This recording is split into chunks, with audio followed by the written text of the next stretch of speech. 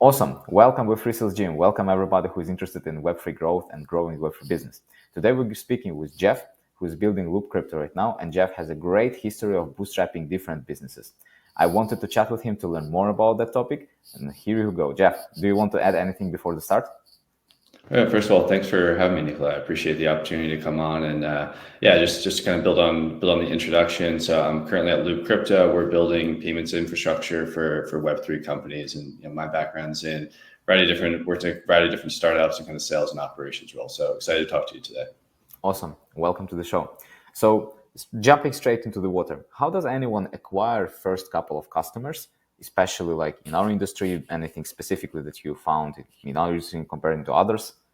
Yeah, it's a good question. Yeah, one you can take a couple different ways. I think it does vary a little bit depending on your product, but I would say just in general, network is key early on, right? So I think the biggest thing is when you're trying to make that early sale is trust is important. And you're making that first sale, there's no customer testimonial, there's no product history, right? So someone has to come in and trust you personally as a builder, a founder, that this is a product that's worthy of their time and that they should actually try out. And so I think it's really important, especially at Loop, when we started out, was building that MVP, minimum viable product, get it into market quickly, and get feedback from those early customers. I do think it's really important, in addition to just kind of relying on your network, it's also doing your homework too. So starting with that target list of, hey, here's what I've built. I think it's solving this particular problem. What are the types of companies that could benefit from this? And then trying to use that network to get your foot in the door. And so that's really what we did. I'd say, not necessarily rocket science at Loop, but that was really how we started to get our foot in the door and start talking to these early companies who, hey, maybe needed this subscription payments in crypto. How can we help you with that? Hey, try this out. And I'd say that really worked for us. And that doesn't necessarily go away, right? Like 2 years later, we're still using a lot of that formula to kind of bring new customers in the door. That's true. I did the same when I was starting this community. Like at first, I needed a small power base of users that I knew, a couple of my friends that were working in the BD, because I know that if we have this small power user and then we start building something, they are active and then new people are coming in, then it's easier for them to understand what we're actually doing here.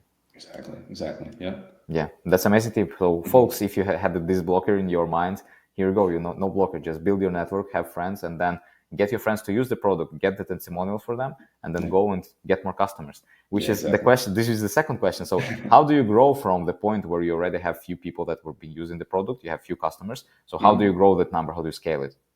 Yeah. So I think kind of that hand-to-hand sales never goes away, right? So ideally your network is building friends of friends, right? I think particularly in the Web3 crypto space, I know conferences can be sort of controversial. And I think you do need to think really seriously about like your product and what your go-to-market strategy is. Like, does it make sense for you to go to a conference and try to meet a lot of folks? And is there an opportunity there for you to actually make sales, or is it just a way to sort of have a fun couple of days? So I think you have to think seriously about that, but particularly in B2B, it's a great opportunity to go. And for example, I was just at ETH Denver. You book 2 or 3 days of just all these different clients, existing potential that you want to sit down and meet with. And it's a great opportunity just to do that kind of like hand-to-hand sales. So I think that's one, is that's network relationship building remains like a really core piece of our sales, like a top of funnel at Loop. The second piece I think is also just going back to the fundamentals of like web inbound, right? So I really like Emily Kramer has a really good blog and a bunch of posts around just setting up like your initial kind of marketing stack. I know we're focusing on sales, but I think that's also really important for just top of funnel. So thinking through SEO, SEM, content marketing, how are you making sure you're driving folks to your website? And if they're, the first thing you want them to do is set up a sales call, or are you making it as easy as possible? Like your Calendly link is literally on the website, right? So I think it's just getting those basics down and thinking through, how does someone contact you if they want to try your B2B product? If you're B2C, obviously a little different. And then I think there is an element we're starting to move into now around like outbound. So actually just trying to put some time and be smart around doing some kind of cold outreach to potential companies, again, working off that target list. So I think that becomes really important as you start to build out your team a little bit more. And then I'd say the other part of just scaling too is being really iterative with your sales process and your funnel. So when I first started at Loop, I came in and said, all right, the funnel is going to be these 5 stages. It'll look exactly like this. We'll do a call. We'll set them up with a demo. Then they'll use the product. And of course, you start actually interacting with early clients and you've got to change the strategy. It moves around, the sales process changes depending on who you're working on. So I think just being really attuned to, where are people getting stuck in your sales funnel, and then trying to address that as you go forward. Sweet. I think that one of the golden nuggets that you shared is understanding your sales process, understanding where you're right now, understanding your situation, understanding what will work for your product and what probably won't work, because this is the main thing. Your brain can think about all of this stuff, but theory you cannot break. If you're not doing homework, if you don't understand what you're doing, then the likelihood of you hitting the success is like in casino, right? Right. Yeah, you do have to just step back and say, okay, like I've done now 50 of these sales calls, like which ones went well, which didn't, right? And like start to refine your strategy. Amazing. Before you shared a word about word of mouth. So Mm-hmm. how do we turn this mechanism on? So our friends are referring people to us, and new customers that we just closed and called, that they're also referring their friends to us. Yeah, good question. So, and I think particularly like in Web3, we talk word of mouth. I think you kind of have to talk about like social media too, like we are such a digital community. So I think on the social side, one thing I really like, so there's, I call him a friend now, but he's kind of within our network, Ish Produska, who's actually works for one of the VCs who invested in Loop. And he's got a really great social channel, but he talks a lot about the importance of like your personal brand building, and particularly like having active founders, members of your team who are really active in the community. Like it's one thing to have a brand account that's posting a lot of things on Twitter, but it's like, do you actually have active members of your team who are going out and engaging on topics that are relevant for your product? So that's something that we definitely have not done perfectly, but we're doing more of here at Loop. I think we're starting to see that benefit, right? So our CEO can become a little bit of a thought leader in the crypto payment space, and that helps to kind of build word of mouth traction. And then I think back to the point that you brought up is like turn your early clients into advocates too. So doing simple things like case studies, asking them to publicly, put out reviews of you, and just doing some of those like basic fundamentals, I think is really important. And then the final piece, I think, and this is particular for Web3 too, is it's still a small world. And I think particularly in the B2B sales space, one network that I think is really important is sort of like these VC networks, right? Yeah. And so you'll have VCs, they invest in, let's say 20, 30, even more different companies. They get them started, they put some capital in, they say, hey, and here's the set of products that we usually recommend that you use. You want to be in that set of products that they recommend, right? Correct. So I think really understanding, and necessarily that has to be the VC network, it could be different DAO communities in Web3, but it's really thinking about like, what are those communities where people are all kind of using the same, the same needs, they all have 2 or 3 different products they're going to look at, and you want to make sure you're in that conversation. Yeah, there is a ton of information, like how do you use the VC networks? How do you turn on different, how do you even ask for an referral for your current customer? Because a lot of people, that's the main issue. Like they're afraid to ask. They don't know if that's going to work. Yeah, it's one of those things too where I'm hesitant to always make the ask too, but I think as long as you're providing value to that customer, they're usually willing to say, hey, like, no, I'm having a great experience using your product. Like, happy to put out a post on LinkedIn or Twitter and just say, hey, like a new user here. So it's also something you can build into your early contracts too, that you want to do co-marketing. Like, and that's usually most people are happy to sign off on that. So that's another way to think about it. I was having a course from Wolf of Wall Street a couple of years back, from Jordan Belfort, and then his stuff is old. Like it's you feel that it's been built 30 years ago and it was super working back then. I don't know if it's working right now. I'm not using it, but there was a very cool phrase that he was selling in the somewhere. He was just talking with the prospects, and then he's telling that majority of our business comes from referrals, and blah blah blah. That's why we want you to have very good experience and blah blah blah. And then if you put a phrase like that in the beginning of the process, then in the end, it's going to be way easier for you to ask for one, because you say, I told you, dude, like you get a good service. This is the way the business works. Yeah, right? just refer. That's how we make money. Like we don't make money on you. We make money on the people that you come in, It's smart. Yeah. Just setting that expectation. Yeah. It's part of the process. So that's okay. Good. Let's play a little bit of the advocate of the devil, because sometimes when I'm networking with people in Web2, they tell me like, Nicolai, but what's the point building a B2B company on such a small market as Web3? Like, wouldn't it be smarter to build some kind of pump and dump B2C token stuff and then just, get the money and then run, instead of, trying to build something like, so why do you think it makes sense to build a solid, B2B company here? Yeah. I think for me, it goes back to a little bit of personal reason, just kind of why I decided to build in the Web3 crypto space. And I'm one of the weird folks who actually discovered crypto while I was in business school. It seems like an odd place to do it, but was in business school in kind of 2018 with 2019. And I had this professor who I really liked who would talk a lot about, you have to, like, if you want to launch a new product, like find a new opportunity, you have to find the mavens, like the people who are the early advocates, the early adopters and testers. And Chris Dixon at A16Z talks about this, right? Like what the smartest people are working on the weekend is what you're going to be doing as a job in 10 years, right? And I hold that belief that like kind of the technology that's within the Web3 space right now is really transformative. And I think we are still pretty early on with it, and there's going to be a lot of opportunity down the road. So it's thinking for like, how do you build for this niche market now, knowing that down the road, this niche market should expand and we're going to see more companies move into it. So there's a little bit of a leap of faith there, but I think there's a lot of the fundamentals in place that can, lead you to that.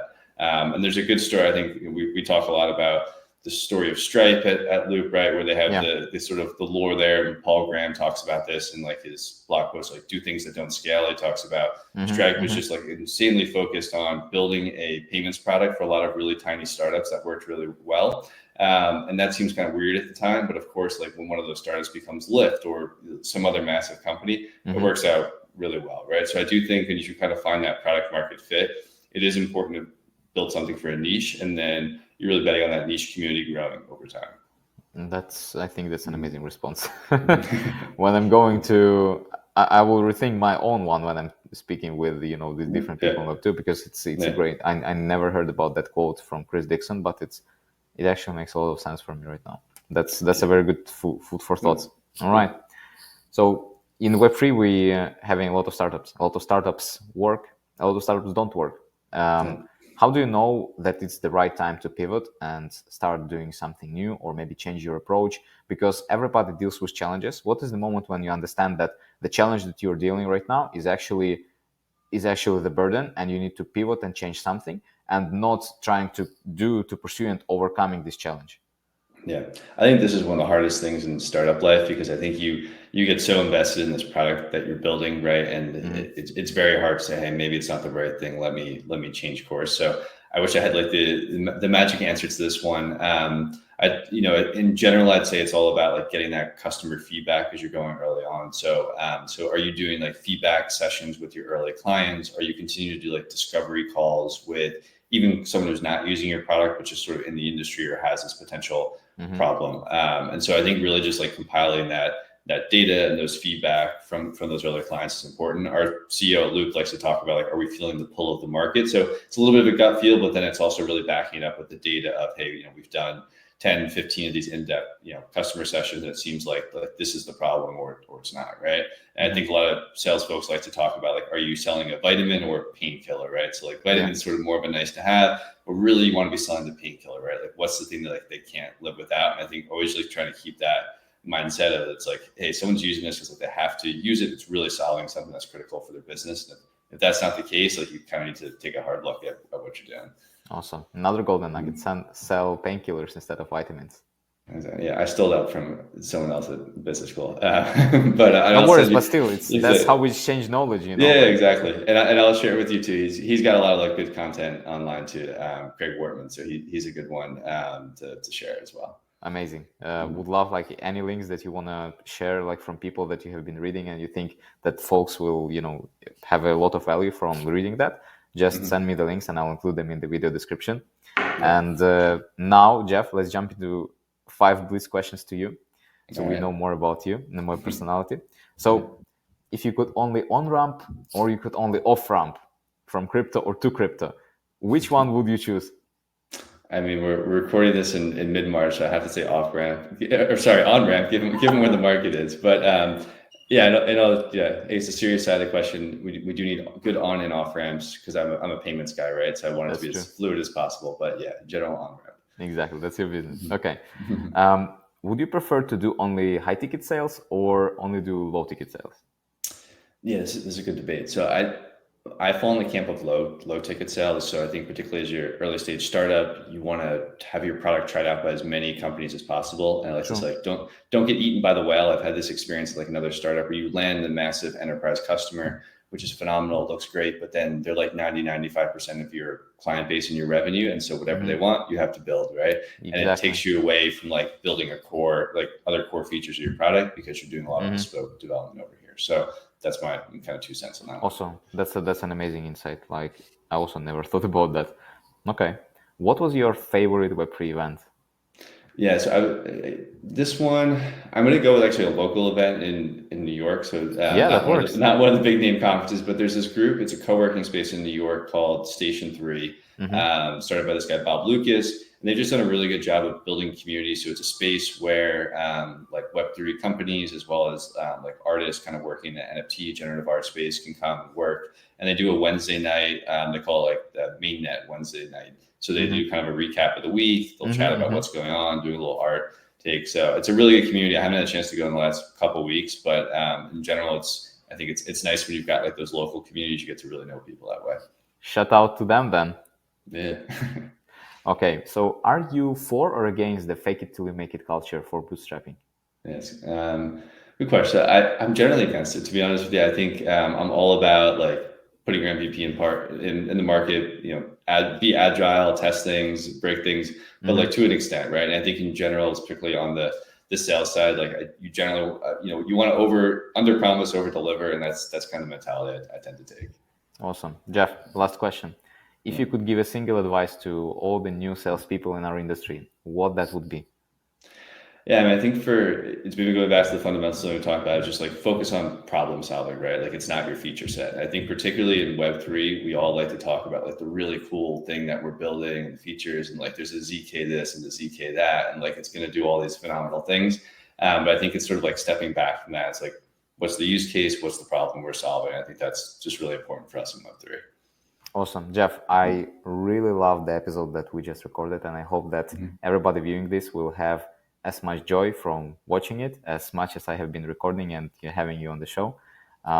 It was a pleasure to have you with us. I will leave all your links and every resources that you mentioned is going to be in the description, so people can go and talk with you. You're an amazing guy, and we see the wisdom coming from you. You know the stuff. You know the stuff. So if anyone wants to connect with Jeff or learn more about what they do at Loop Crypto, all the links is going to be below, because you see if Jeff is building them, then they probably have something good. Well, thanks a lot, Nicolai. I appreciate you having me on. And yeah, it was a great conversation. Amazing. Thank you, Jeff. See you. Bye-bye. And everybody, subscribe to Web3 Sales Gym.